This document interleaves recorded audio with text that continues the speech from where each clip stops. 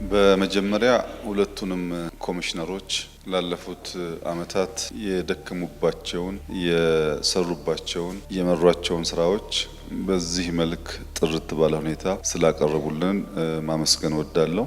11ዱን ኮሚሽኖችም በታላቅ ትዕግስት በሙያ ብቃት በብዙ ፈተና ውስጥ እንዲህ ያለውን ሀገራዊ ኃላፊነት ለመወጣት ልክ እንደ ወታደር የገባችሁትን ቃል ለመፈጸም ላደረጋችሁት አስተዋጽኦ እንዲሁ ከፍተኛ ምስጋና ማቅረብ እፈልጋለሁ። የውይይት ባህል እንደ ኢትዮጵያ ላለ ሀገር በእጅጉ አስፈላጊ ነው። የሲቪክ ባህል የምንገነባው ስንወያይ፣ ስንደማመጥ፣ ስንግባባ የውይይታችን ውጤትም ወደ ተግባር እንዲቀየር ከልብ ስንሻ እና ስንፈጽም ነው።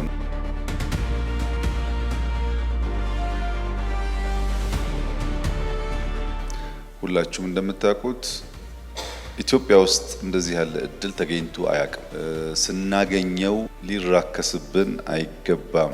ይህ እድል እንዲገኝ ብዙዎች ታግለዋል፣ የህይወት መስዋዕትነት ከፍለዋል፣ ጠይቀዋል፣ ታስረዋል፣ ተሰቃይተዋል። እንወያይ፣ በምክክር በውይይት ጉዳያችን ይፈታ ሲሉ ብዙዎች የታገሉለትን ዓላማ ዛሬ እድል ሲገኝ ማደነቃቀፍ ተገቢ አይሆንምና መልካም መሰረት የሚጥል አዲስ ባህል የሚገነባ ሂደት የሚሆን ይመስለኛል።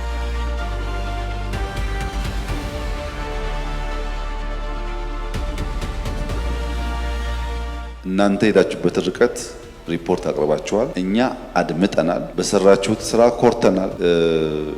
ልጆቻችን በታሪክ ማህደር ውስጥ የእናንተን ስራ የእናንተን ጥረት እየመነዘሩ እያዩ ብዙ ትምህርት እንደሚያገኙበት ጥርጥር የለውም። እንደናንተ ያሉ እውቀትም እድሜም ልምድም ያላቸው ኢትዮጵያውያን መኖራቸው በራሱም ትልቅ እድል ነው። ለዚህም ኢትዮጵያውያን ከፍተኛ ኩራት እንደሚሰማቸው ተስፋ አደርጋለሁ።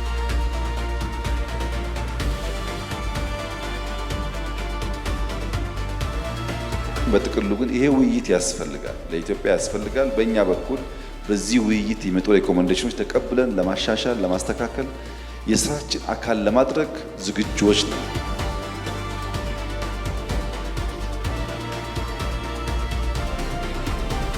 ስለነበራችሁ ትጋት፣ ጥረት እና ገለጻ እጅግ አድርጌ አመሰግናለሁ።